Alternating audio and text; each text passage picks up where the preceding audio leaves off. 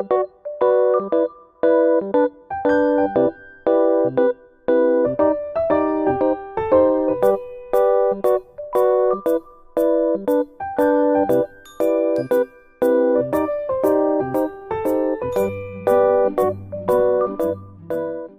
teman-teman, kembali lagi di Ngalis, ngobrol bareng penulis. Nah, kebetulan kan bulan Ramadan kemarin tuh ya, ada film yang namanya Buya Hamka. Di sini teman-teman siapa yang udah nonton? Nah, ada Bang Puadi ya. Yes, Bang Puadi gimana kabarnya? alhamdulillah ini kita habis keliling ini ke Habis keliling. mengikuti gaya Buya Hamka. Buya Hamka itu kan sering suka traveling. Oh iya sih. Nah, kemarin saya baru traveling dari umroh terus ke Kaukasus. Jadi Azerbaijan, Georgia, Armenia. Sama keluarga ada. Iya, keluarga. Sempet stalking juga dikit-dikit Oh sih. gitu ya. Kayaknya asik banget ya ke luar negeri. Saya ke Padang aja belum pernah. Waduh, berarti itu kayak luar negeri itu Padangnya. Harus datang. Nah, kebetulan kita pertama kali ya Bang Puadi ya ketemu nih ya. Tapi ngomong-ngomong dari sana, dari rumah ke sini tuh jauh atau enggak? Hampir 1 jam ya. Hampir 1 jam. Tadi ada kemacetan, tapi apalah ini pertama kali juga saya kesini. Selama ini kan udah dibantu ya untuk distribusi buku ya, Ya. jadi senang banget ketemu sama teman-teman. Lihat gimana memperjuangkan penjualan buku langsung Iya. dari tempatnya. Tapi emang sebelumnya Bang Fuadi ini udah kenal sama Mega Cerdas. Baru kenal itu. Baru kenal ya? Baru kemarin di forum ini apa Mega Cerdas? Saya tahunya buku kita. Iya, tapi buku kita ya. Oh, ternyata buku Mega Cerdas itu sebuah platform baru lah untuk mengkomunikasikan buku melalui online ya. Iya. Ini tantangan banget sih, soalnya kan emang kita kan kenalin secara offline aja udah tahu ya gimana ininya ya, Bang, tantangannya atau kesulitannya, apalagi sekarang kita ngenalin bukunya lewat online ya, yang dengan gaya anak zaman sekarang tuh kan, yang bisa dibilang kurang lah literasinya, bener nggak sih? Sebetulnya gini juga ya, saya kadang-kadang waktu ditanya benar nggak sih minat baca masyarakat kita kurang, kan ada datanya tuh katanya. Iya. Cuma kalau ada beda buku nih, saya beda buku, itu yang datang rame, yang minta tanda tangan rame. Kalau ada pameran buku juga rame kan. Jadi saya pikir jangan-jangan bukan minat baca nih yang kurang, minat beli yang kurang. Minat beli. Bacanya pengen. Bacanya pengen ya. Mungkin kadang-kadang belinya ya. Makanya perlu dikasih diskon. Perlu sih. Mega Cerdas nanti bakal kasih diskon. Oke. Ini kita masuk ke buku deh. Tapi belum langsung ke Buya Hamkanya. Ya. Bang ya. Bang Fuadi ini udah berapa lama sih nulis tuh? Kalau saya nulis ya, kalau nulis buku yang novel itu baru 2009. Novel, khusus novel. Itu artinya udah berapa belas tahun itu ya. Tapi kalau mulai nulis gitu, itu mungkin waktu saya SMP kali ya. Dari SMP? Itu gara-gara lihat ibu saya, kan seorang guru SD ya. Kalau habis pulang ngajar gitu, habis meriksa PR muridnya itu suka nulis-nulis gitu di buku hitam. Penasaran juga tuh saya kan, ini ditulis apa? Karena sering kan. Jadi pas ibu lagi nggak ada, terus saya buka itu. Kepo ya? Kepo. Ternyata ibu saya menulis kehidupan sehari-hari.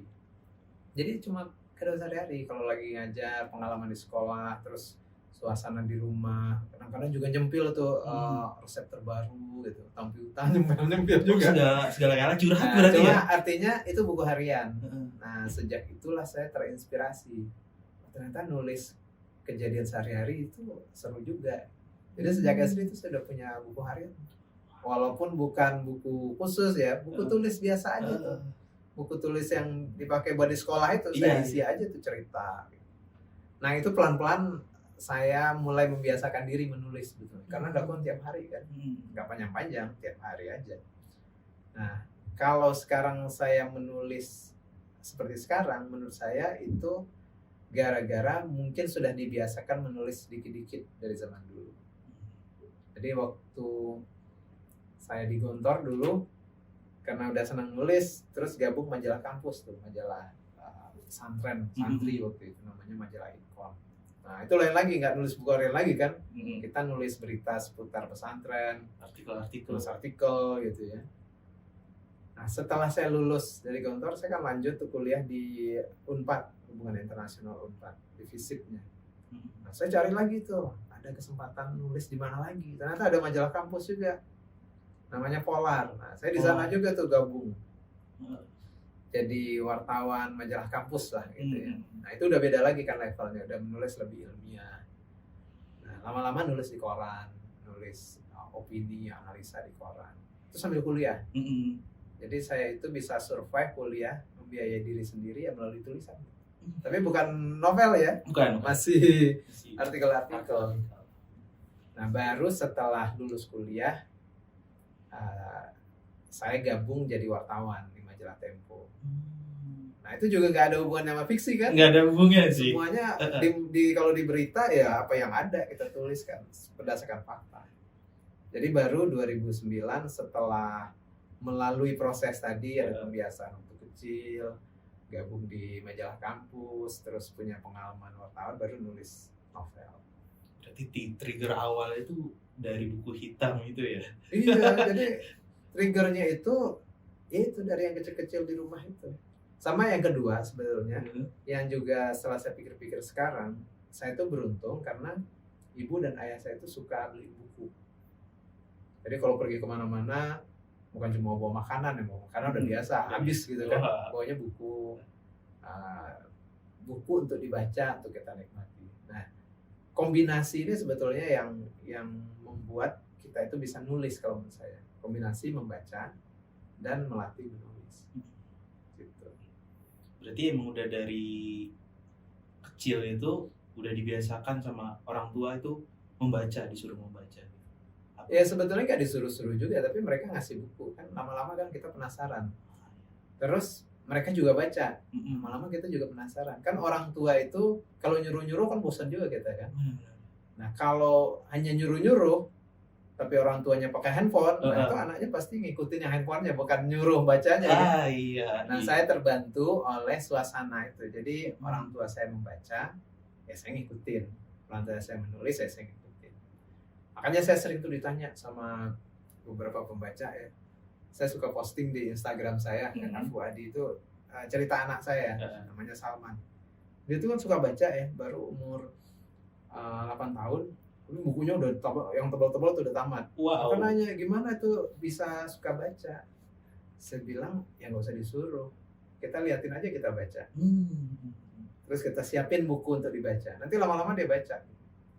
Tapi kalau kita lebih sibuk dengan gadget, terus kita kasih dia gadget, ya pasti dia main gadget. Sesuai lingkungannya. Iya betul. Gitu.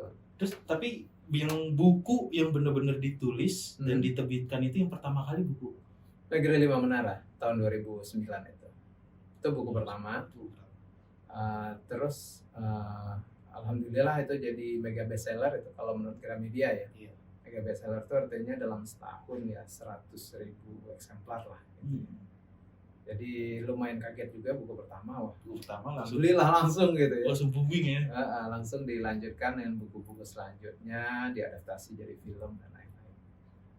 Kalau dari terbitan buku pertama nih ya, itu sebenarnya buku yang pertama kali diterbit itu bisa benar-benar diregenerasi nggak sih sampai ke pembaca setelahnya seterusnya tahun-tahun ke depan?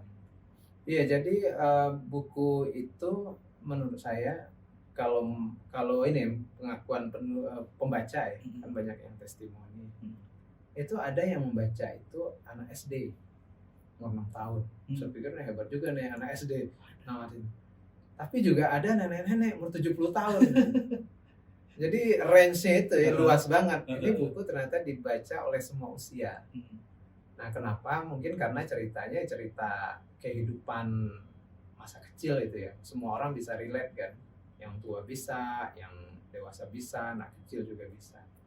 Nah, yang orang tua membaca, dia biasanya rekomendasi buat anaknya. Yang nenek-nenek juga buat cucunya kali ya. Nah, yang lucunya itu buku Negeri Lima Menara itu kan terbit 2009. 2 tahun kemudian ada sambungannya kan. Ranah Tiga Warna. 2 tahun kemudian ada sambungannya Rantau Satu Muara. Nah, saya banyak juga dapat testimoni pembaca itu tumbuh dewasa melalui buku itu. Artinya ketika dia SD, dia baca Negeri Lima Menara. Pas dia SMP atau SMA, dia baca Ranah Tiga Warna. Kebetulan itu cerita tentang anak kuliahan. Pas dia dewasa, udah lulus kuliah, di masa dia kerja, dia baca Rantau Satu Muara. Yang isinya tokohnya memang di masa dia sudah lulus kuliah, di masa dia mencari jodoh, mencari kerja. Jadi connect sama mereka. Jadi ada tuh yang hidupnya mengikuti perjalanan Alif ini sesuai umurnya. Si Alif itu ya. Si Alif. Alif ya. Jadi dia tumbuh bersama karakter, bersama cerita, cocok juga dengan masa-masa kehidupan. Relate sama pembaca lah ya. Ya, relate. Banget. Makanya pada baca gitu. Ini gua banget nih, Ya, baca. Gua banget. Apalagi kan ini di pesantren itu kan, kalau baca Negeri Lima Menara itu mungkin ada juga ngerasa ini gua banget. Terus kita juga punya salah satu bukunya Bang Puadi itu Anak Rantau. Nah, tapi kalau ngomongin soal rantau nih, Bang Puadi sendiri ngerantau nih dari umur berapa nih? Ya, saya ngerantau tuh umur 15 tahun. 15 tahun? Jadi itu pun ngerantaunya nggak ikhlas gitu ya, disuruh. Oh, nggak ikhlas dong. Sama ibu saya, kamu nggak boleh masuk SMA, aku masuk pesantren. Padahal nilai saya bagus tuh, masuk SMA terbaik bisa. Jadi saya galau tuh waktu itu. Gak mau, ngapain saya masuk pesantren, ntar hanya mendalami agama aja gak mau. Saya pinginnya kan mendalami ilmu modern gitu ya, pengen kayak Habibie, tapi nggak boleh.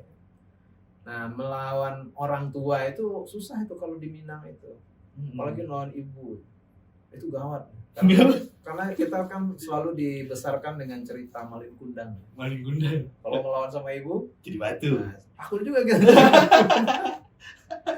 Ya nggak tahu lah, mungkin ada pola pikir seperti itu. Akhirnya saya bilang ya udahlah, saya ikut kata ibu aja, walaupun setengah hati gitu. Setengah hati.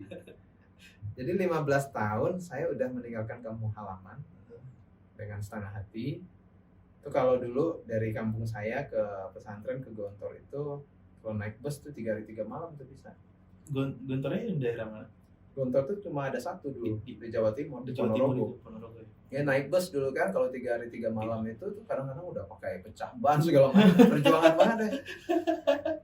Udah jauh-jauh pergi, setengah hati, jauh gitu kan. Nah, tapi kemudian lama-lama ya di pesantren itu kemudian saya merasa kalau terpaksa terus kan mubazir tuh umur. Nah, lama-lama belajarlah mengikhlaskan keterpaksaan. Tapi sekarang lucunya kalau saya ingat itu, wah saya beruntung banget dikirim ke pesantren. Kalau enggak jadi buku. Ibu saya juga seneng ya, karena dulu mungkin merasa bersalah juga maksa anaknya. Sekarang saya bilang saya berterima kasih mak, melahirkan anak. Udah dikirim ke pesantren. Nah, jadi perantauan itu dimulai dari kejadian itu. Habis itu nggak pulang kampung lagi. Maksudnya nggak pernah tinggal di kampung lagi. Nah, itu baru mau saya tanyain. Jadi kalau udah di pondok, terus nanti pulang lagi ke kampungnya berapa lama? Itu baru aja mau saya tanyain. Ya kalau pulang pas libur kan. Pas libur udah pasti mudik tuh? Nggak selalu. Kalau libur semester kan tiap 6 bulan ya.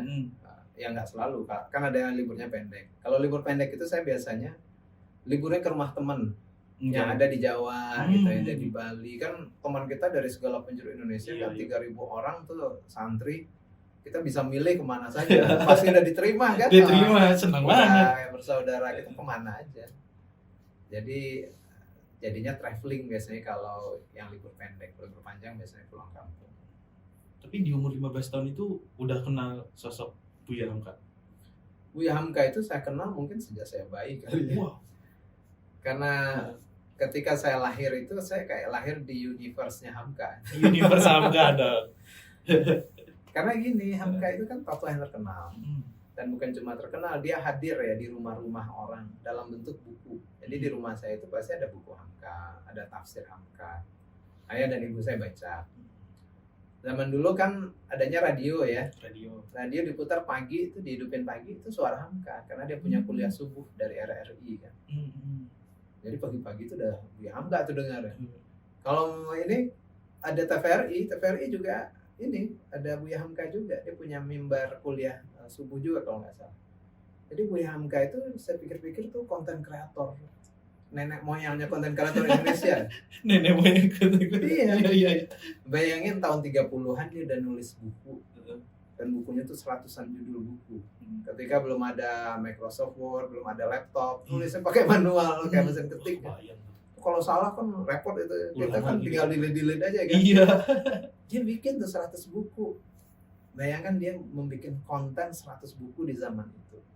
Ketika ada radio, dia bikin konten audio. Ini kita baru bikin podcast, dia udah di zaman dulu udah bikin. Ketika ada TV, dia juga bikin. Bahkan dulu Buya Hamka kalau podcast audionya itu setelah dia live ya, itu direkam terus diedarkan dalam bentuk kaset. Belum pernah lihat kaset kali ya. Kaset itu kayak file audionya dalam bentuk kaset diputar. Jadi dia sudah punya cara menggunakan medium, segala macam medium konten yang kita sekarang anggap wah hebat ya, dia udah dari dulu. Makanya sampai hari ini kita ada di sini ya karena ngomongin sosok yang bikin konten dari zaman dulu, Buya Hamka. Bisa bilang orang terupdate pada zamannya itu. Iya, dan dia paham di mana harus naruh konten. Tapi nggak asal naruh ya. Kontennya kan harus bagus, bermanfaat. Makanya masih kita dengerin nih Buya Hamka ceritanya. Kalau enggak ya dilupakan. Jadi saya suka sharing tuh sama teman-teman. Kalau ada yang sini konten kreator ya jadilah kayak Buya Hamka ini. Masuk berbagai medium, yang paling penting core kontennya harus bagus. Jadi dia lintas generasi nanti. Orang masih dengerin. 100 tahun lagi kita didengerin apa enggak? Buya Hamka didengerin. Masih didengerin. Tapi kalau konten kita biasa aja ya mungkin dilupakan. Kalau untuk buku Buya Hamka ini sendiri ya, Bang Fuad, ini penelitiannya untuk buku ini itu sebenarnya susah atau gampang nggak sih? Buya Hamka ini kan sosok yang dikenal luas ya. Karena dikenal luas, dia diliput dan ditulis secara luas juga. Banyak orang udah nulis tentang Buya Hamka. Dan lebih keren lagi, Buya Hamka nulis tentang dirinya sendiri. Jadi dia punya autobiografi, namanya Kenangan-Kenangan Hidup. Jadi waktu nulis buku ini, saya nggak kekurangan bahan. Masalahnya adalah kebanjiran bahan. Bingung kan? Beda. Tsunami bahan. Mau milih yang mana ini karena terlalu banyak. Nah, jadi tantangannya menurut saya adalah menyeleksi bahan-bahan yang relevan untuk ditulis dalam sebuah novel biografi. Nah, kalau kita ibaratkan Buya Hamka itu sebuah open book ya, buku terbuka, semua orang udah tahu. Dia juga seperti sebuah taman bunga yang luas. Jadi di taman bunga itu ada bunga-bunga yang indah, warna-warni, ada yang wangi. Ya, hidupnya seperti itu, banyak prestasi, banyak kelebihan. Nah, saya sebagai penulis waktu itu melihat taman bunga yang luas, saya adalah tugasnya memilih bunga-bunga terbaik menurut saya, bunga-bunga paling wangi menurut saya bikin buke bunganya. Itulah jadi buku ini. Nah, tantangannya seperti itu, bagaimana menyeleksi itu. Cuma saya sebetulnya kebantu oleh beberapa kesamaan background. Nah, pertama, saya lahir di bentang geografis yang sama dengan Buya Hamka. Di pinggir Danau Maninjau, Buya Hamka juga. Jadi ibaratnya Buya Hamka dulu waktu kecil itu lihat danau, lihat bukit yang mengelilingi danau, ya saya juga melihat hal yang sama. Beda tahun tapi kira-kira sama. Saya mendengar bubunyian, suara dan segala macam ya mirip-mirip gitu ya. Bahasanya. Nah, mungkin itu membantu saya untuk membaca Hamka lebih detail secara budaya ya. Jadi background itu membantu sebetulnya. Dan background sekolah agama juga ya. Buya Hamka kan dia masuk beberapa sekolah agama. Saya juga di kampung, kakek saya punya sekolah agama dan lanjut pesantren. Nah, mudah-mudahan ya dari kombinasi itu dia menjadi lebih enak dibaca, lebih enak dinikmati sebagai sebuah novel biografi. Sejauh ini gimana? Lumayan kan di sini ini pembelinya? Alhamdulillah ada aja. Jadi tadi udah banyak ya penjelasan dari Bang Fuad itu mengenai penelitian dan akhirnya jadi buku itu loh. Terus sebenarnya apa sih yang mau ditonjolin Bang Fuad ini di dalam buku Buya Hamka untuk pembaca dari buku novel Buya Hamka ini? Ya, Buya Hamka ketika kita sebut namanya ke orang umum ya, orang biasanya akan menghubungkan, merelate Buya Hamka itu dengan predikat biasanya pertama ulama. Iya. Ya. Yang kedua mungkin penulis ya, sastrawan. Sementara Buya Hamka itu nggak cuma itu. Nggak cuma itu. Dia punya banyak sisi. Ada sisinya yang menurut saya juga perlu kita angkat, yaitu sisi pahlawan nasional. Bukan cuma pahlawan nasional biasa ya. Buya Hamka itu ikut bergerilya ketika ada agresi Belanda kedua. Ikut ke hutan, dikejar-kejar Belanda. Bahkan Buya Hamka itu punya pistol.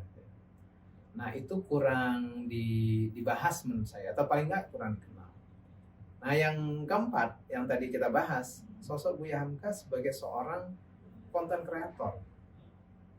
Nah antara lain saya mencoba mengenalkan banyak sisi Hamka dari buku ini.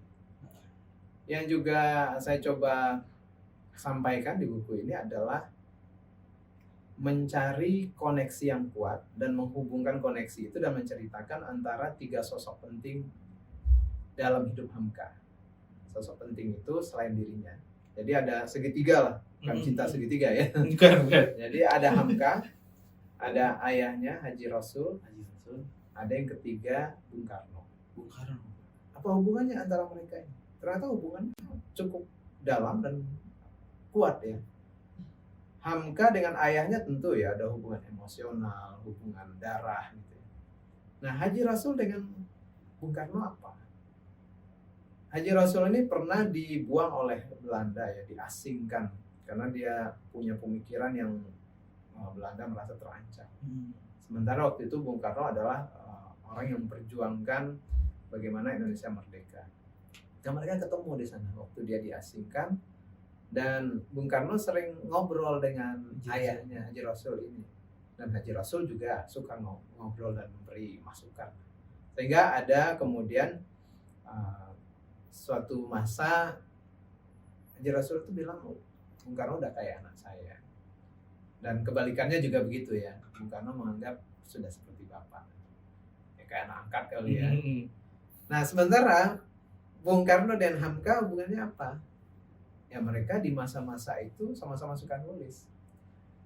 Hamka mengikuti tulisan dan mengikuti pidato Bung Karno yang luar biasa. Bung Karno membaca tulisan Hamka. Sampai akhirnya mereka ketemu di Bengkulu. Terus mereka, kalau zaman dulu dan selfie itu selfie mereka bertiga. Ada fotonya mereka bertiga di masa muda. Itu yang di film ada ya? Ada di film. Yang satu orang itu? Nah, satu orang itu ketua Muhammadiyah Bengkulu. Nah, lalu mereka punya interaksi yang berulang ya, yang sering ya, dan sama-sama punya semangat untuk membuat Indonesia merdeka. Bahkan sampai ya, di Jakarta kemudian mereka pindah masih sering ngobrol. Jadi koneksinya mereka tuh segitiga begitu. Tapi dalam perjalanannya hubungan bertiga ini ada naik turunnya. Ada apa namanya? Masa begitu hangatnya, ada masa begitu menyedihkan dan segala macam. Nah ini yang saya coba olah di novel ini, dan mudah-mudahan ini membuat pembaca bisa menikmati sebuah nuansa baru ya, bahwa ternyata pemimpin-pemimpin kita itu ya punya hubungan yang dalam, lebih dalam dari sekedar hanya teman ya. Mereka udah sampai ke persaudaraan. Bahkan ketika ada yang merasa disakiti, tapi akhirnya mereka bilang, lupakan masalah luka dan melukai, yang ada hanya cinta. Wah, kayak gitu tuh Hamka terakhirnya. Kata-kata yang paling saya suka tuh di filmnya atau di bukunya ya, ada salah satu kata-kata dari Buya Hamka yang kayak gini teman-teman ya. Hidup hanya sekedar hidup, babi pun di hutan hidup. Bekerja hanya sekedar bekerja, kera di hutan pun bekerja. Itu juga ada di dalam. Ada ya. Karena itu termasuk kutipan yang kuat sekali ya. yang Hamka mencoba menerangkan semua sisi hidup itu harus ada diisi, bukan hanya oleh kewajiban, boleh hanya ikut-ikutan, tapi ada misi. Nah, keren tuh di sana. Kutipannya banyak banget kalau Hamka. Banyak. Nonton ya waktu itu? Nonton Nah. kebetulan. Sebenarnya Bang Fuadi juga ada waktu itu. Waktu itu Pas syukuran. iya. Pas syukuran, cuman kan nggak kenal mau Bang, nggak enak. Kalau boleh tahu berapa lama nih nulis buku Buya Hamka ini? Nulisnya setahun lebih ya, saya pikir ya, karena waktu saya dikontak oleh Falcon itu, mereka sedang mulai syuting gitu. Jadi filmnya syuting, bukunya dibikin gitu. Jadi hampir bersamaan. Dan kemudian ada riset. Riset itu ya seperti tadi, saya baca sebanyak mungkin buku Buya Hamka dan buku tentang Buya Hamka. Nah, salah satu yang menarik itu ada buku karangan Profesor James Rush namanya. Dia seorang ahli sejarah dari Arizona State University di Amerika. Itu bukunya The Great Story of Hamka. Itu kayak biografi, tapi dari sisi mungkin politik ya dan pergerakan. Nah, saya habis baca ini menarik banget. Saya coba kontak tuh si profesor. Dia ngebalas. Dan bahkan kemudian intens, saya bilang, Prof, saya lagi nulis novel biografi. Oh, dia semangat. Nah, memang Hamka itu harus ditulis dari berbagai sisi. Dan saya punya banyak pertanyaan yang belum saya dapat jawabannya, saya tanya ke dia. Dan dia berusaha menjawab. Ada satu titik dia bilang, wah, tentang ini saya punya bahannya nih. Waktu saya riset mungkin puluhan tahun yang lalu ya. Tapi nggak ada di rumah, di gudang apa di mana, ntar saya cariin.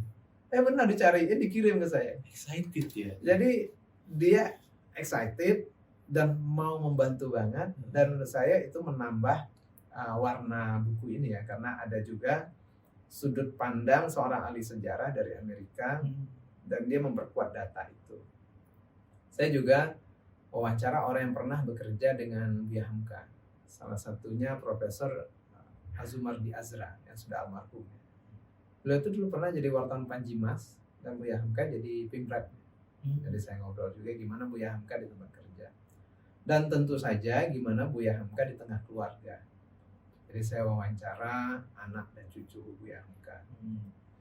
Nah, dari sana kemudian ya ini diramu lah jadi buku ini ya, dari riset literatur, dari wawancara orang luar, orang dalam, dan kombinasi itu disarikan ya. Berarti yang dari 4 aspek itu yang mau ditonjolin untuk pembaca itu apa ya di dalam buku Buya Hamka ini? Ya banyak ya, kalau kita cari pesannya, yang biasa membaca itu biasanya menemukan pesan-pesan yang sangat pribadi dari sebuah buku. Kalau ditanya ke 10 orang yang membaca satu buku, mungkin ada 10 pesan.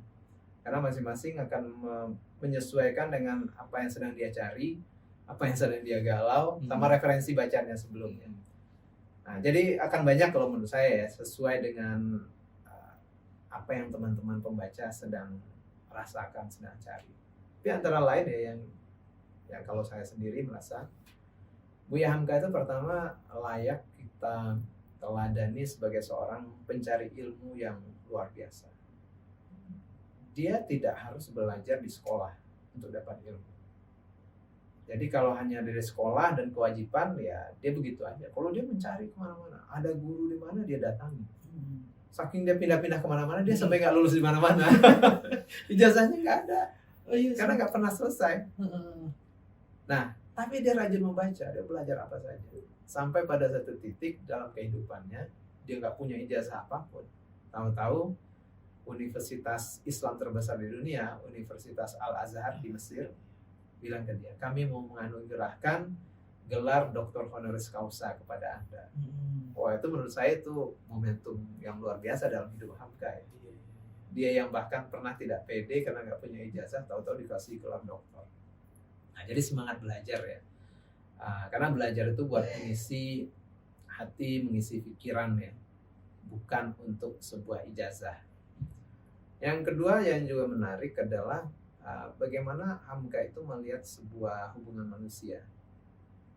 Dia pernah mungkin dalam posisi merasa tertekan sekali, pernah mungkin merasa kok diperlakukan sangat tidak ramah, apalagi ketika ditahan ya tanpa pengadilan, tanpa tahu salahnya apa.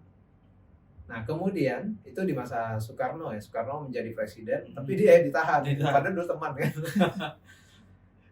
Ketika Bung Karno meninggal, ada utusan istana waktu itu datang. Buya, Bung Karno meminta Buya menjadi imam sholat jenazahnya. Jadi sebelum meninggal mungkin udah pernah bilang. Nah waktu itu kan bayangkan ya, dulu Bung Karno yang di masanya dia di penjara, sekarang kok tiba-tiba minta disolatkan. Dia bilang, oke, saya langsung. Tanpa berpikir apa-apa, dia menyalatkan. Sampai orang-orang sekitarnya protes, Buya kenapa? Karena itu dulu Buya di penjara di masa itu. Apa-apa, dia teman saya, dia banyak kebaikannya. Yang sekarang ada hanyalah rasa cinta sebagai sahabat. Jadi ada rasa pemaaf yang luar biasa.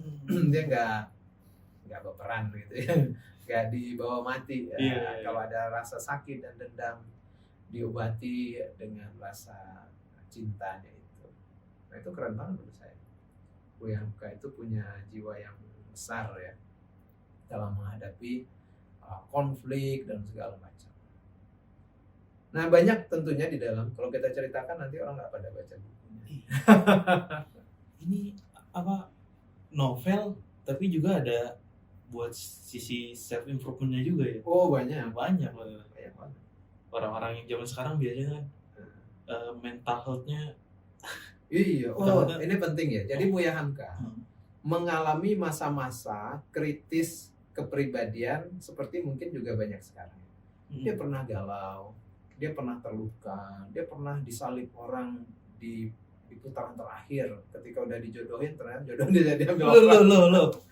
Ternyata sosok Buya Hamka ini dia pernah nggak dianggap karena nggak punya ijazah. Jadi banyak sekali penderitaan masa mudanya, masa dia berjuang itu banyak sekali. Tapi kemudian dia punya cara bagaimana dia nggak menyerah pada segala macam hal itu. Dia tumbuh dengan caranya. Dan dia nggak mau ikut rame-rame berebut. Dia bilang orang berebut kursi, saya akan buat kursi sendiri. Wah keren kan? Dia bikin sendiri karyanya. Wah ini keren banget sih. Self improvementnya bagus Buya Hamka ini. Buat kalian yang pernah ngerasa nggak dianggap, atau betul. Pernah ditikung, ditinggal nikah atau gimana, panutan nih dibaca ya. Pernah nggak punya duit, sampai nggak punya uang gitu ya, kemana-mana gitu nggak punya uang, pokoknya keren Buya Hamka. Sampai keluar negeri, keluar negeri kita nggak punya masalah apa-apa, mungkin itu ya karena kita nggak ditempa masalah besar mungkin ya, jadi nggak punya pengalaman baru kayaknya. Terus juga kan selain buku Buya Hamka tuh Bang Fuadi juga nulis Anak Rantau ya. Nah sebenarnya ini Anak Rantau tuh apanya sih yang mau diangkat, atau ini penulisannya tuh diangkat dari lingkungan Indonesia ini sendiri gitu? Ya menurut saya sih menulis yang paling enak itu adalah menulis sesuatu yang dekat dengan hati kita. Yang dekat dengan hati itu biasanya yang di sekitar kita kan, yang kita pahami, yang kita perhatikan, yang kita sayangi, cintai. Nah dalam kehidupan saya yang dekat dengan hidup saya ya apa yang saya alami benar-benar. Ketika dijadikan novel, dia kejadian nyata itu dipindahkan ke fiksi. Nah contohnya Negeri Lima Menara. Negeri Lima Menara kan kisahnya itu, kisah utamanya mirip dengan apa yang saya alami. Tokohnya kan Alif ya, Alif di kampungnya masuk pesantren di Ponorogo, ya kayak saya gitu ya. Nah itu saya fiksikan dan itu menyenangkan karena saya pernah mengalami semua proses itu, tinggal dituliskan dalam bentuk fiksi. Di Ranah Tiga Warna itu si karakternya kuliah di Unpad, lalu dia terbang ke Kanada. Ya saya juga pernah waktu itu ikut Youth Exchange Program di Kanada. Di Rantau Satu Muara si karakternya sampai ke Amerika dan London. Nah, seperti yang saya alami juga, saya dulu kuliah dan kerja di Amerika dan di London. Nah, itu enak dibawanya karena memang didasari oleh apa yang pernah dialami, feelingnya masih ada, tinggal kita recreate nanti untuk jadi fiksi. Sementara anak rantau ini agak beda nih. Oh, beda. Saya nggak pernah mengalami situasi seperti anak rantau ini. Ini cerita anak kota yang dipaksa pulang kampung. Jadi kebalikannya ya. Kebalikan, anak kota. Kalau lagi lingkungan menara, anak kampung disuruh merantau. Lalu nanti dia ketemu dengan kampung halamannya yang menurut orang indah, menurut orang bagus gitu ya. Tapi dia menemukan kampung halaman tidak selalu indah dan bagus. Jadi ada struggle di sana. Dan dia ketemu juga masalah bagaimana narkoba mempengaruhi generasi muda. Nah, jadi di sini ada tentang ya edukasi tentang anti narkoba kali ya. Tapi di atas semua itu inti si anak rantau ini adalah tentang luka. Nah, kalau luka tangan, luka kaki kan diobatin sama betadine kelar gitu ya. Yang susah kan luka batin. Itu nggak sembuh-sembuh. Iya. Wah udah saya maafin, nanti ingat lagi. Kadang-kadang bangga dengan luka. Nah, si Happy dalam anak rantau ini anak yang mengalami luka batin. Dan bagaimana dia mengobatinya? Dan akhirnya nanti dia nggak tahu gimana mengobatinya, kecuali akhirnya dimaafkan dan dilupakan. Jadi luka batin bisa terobati kalau memaafkan dan melupakan. Kalau enggak dia terus menjadi luka basah. Luka basah. Dan gak kelar-kelar. Wah, jadi connect juga nih ke teman-teman yang sedang luka. Dan sayangnya kita itu kan apa ya? Kita itu hampir semua manusia itu pernah luka. Kayaknya semuanya deh. Iya. Dan hebatnya kita juga pernah melukai. Aduh. Saling melukai nih. Dan itulah kehidupan kita kan. Nah, gimana kita bisa menyelesaikan luka dan melukai itu ya dimaafkan. Nah, itu kira-kira si anak rantau itu cerita. Nah, ini kan di filmnya itu kan dia Buya Hamka ada 3 series ya, seri 1, seri 2, dan seri 3, ya kan? Nah, di bukunya itu sebenarnya ada 3 seri juga atau emang ini buku satu mencakup dari 3 seri yang ada di film itu? Soalnya banyak banget nih viewers Live Mega Cerdas itu banyak yang nanya kayak gitu, Kak, buku Buya Hamkanya ada seri 2 dan 3-nya nggak sih gitu? Apa bener kayak gitu? Saat ini aja satu ya. Jadi Buya Hamka ketika di syuting itu ternyata kan ceritanya panjang ya.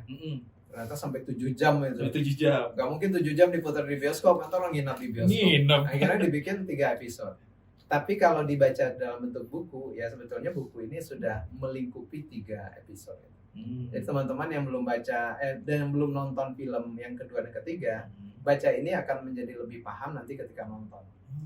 Atau yang udah nonton biar lebih detail, karena di halaman-halaman buku kan lebih detail ya. Kalau gambar kan kita ada terbatas durasi ya baca buku. Jadi baca bukunya untuk lebih menikmati film. Menikmati film akan lengkap dengan membaca bukunya. Nah, gitu ya teman-teman ya. Jadi buat teman-teman yang udah nonton seri 1-nya dan ada tahu juga ada seri 2 dan 3-nya, jadi buku Buya Hamka ini sudah mencakup dari seri 1, seri 2, seri 3. Jadi udah tenang aja ya. Langsung di check out aja bukunya. Nah, kebetulan juga ya Bang Fuadi nih ya. Kalau misalkan ini buku ini ya, kita rating 1 sampai 10, Bang Fuadi mau ngasih buku ini ratingnya berapa? Ini berdasarkan apa nih? Berdasarkan apa enaknya? Gaya penulisan? Ya sebetulnya yang merating itu pembaca biasanya. Kalau saya menulis mungkin berdasarkan kepuasan menulis kali ya. Boleh. Ya setiap buku itu punya sisi-sisi keunikan masing-masing ya. Kalau saya merasa Buya Hamka ini saya merasa puas menulisnya. Karena tadi itu Buya Hamka hadir di hidup saya sejak masih kecil.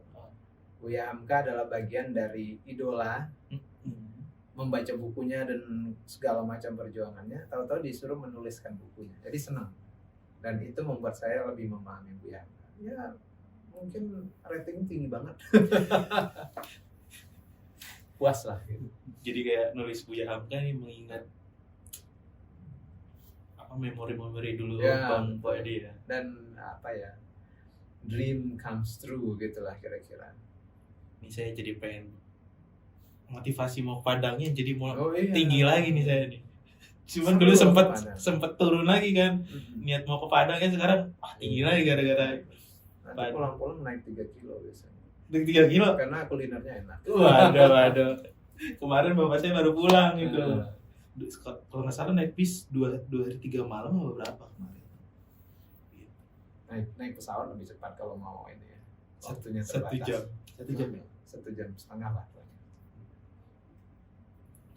Ada lagi mau nanya sesuatu boleh? Jadi kayak santai sih bisa diedit kalau Iya. Potong-potong aja. Menyesuaikan yang mana. Terakhir pesan-pesan untuk pembaca dari segi apapun itu. Ya, teman-teman kalau suka menulis, orang suka nanya sama saya, gimana jadi penulis yang baik? Ya menurut saya jadilah pembaca yang baik. Jadi teman-teman membaca dari segala macam bentuk bacaan. Jadi kita buka aja pikiran kita untuk mencoba beragam bacaan. Nanti kan akan ketemu ya mana yang kita paling suka. Tapi ya kalau bisa diluasin aja. Nah, membaca itu menurut saya akan memperkuat kita tidak hanya di kemampuan intelektual, tapi juga ke rasa ya. Karena dengan membaca kita banyak diterpa oleh beragam rasa yang disampaikan oleh penulis. Nah, mudah-mudahan membantu teman-teman buat menulis. Lalu, yang tidak kalah penting nih, dalam membaca itu kan kita juga membantu sebetulnya sebuah ekosistem perbukuan. Makanya saya mengajak teman-teman kalau membaca, membacalah dari buku-buku yang asli, yang tidak dibajak. Memang saya tahu negara Indonesia itu dulu negara agraris ya, yang artinya banyak petani yang membajak. Tapi itu kan salah, janganlah buku dibajak. Sayang. Jadi teman-teman bacalah buku yang asli, beli buku asli. Kalau nggak bisa beli gimana? Pinjamlah. Bisa baca di perpustakaan, bisa pinjam di perpusnas online, bisa pinjam ke teman. Itu lebih benar. Dan kalau nanya fikihnya itu menurut saya ya halal kalau membaca yang buku asli. Kalau yang enggak ya kebalikannya lah. Karena kan itu buku yang tidak diizinkan oleh pemilik, oleh penerbit, oleh penulis untuk dibikin. Jadi kayak nyuri itu sebetulnya. Nah mungkin teman-teman ada yang nggak tahu, ya nggak apa-apa sekarang kita kasih tahu. Banyak tuh kalau saya lagi talk show kan banyak yang minta tanda tangan gitu ya. Tapi saya tahu ini buku bajakan, waduh saya galau nih. Saya tanda tangan nggak boleh, saya apain. Akhirnya saya bilang ini bukunya maaf ini bajakan, tapi saya mau tanda tangan di kertas yang lain aja. Saya tanda tangan kertas yang lain sambil edukasi. Oh, pas tanda tangan juga pas itu pernah nemuin kayak gitu ya? Saya tahu dia mungkin nggak tahu ya, innocent aja karena nggak tahu perbedaan buku asli dan buku bajakan.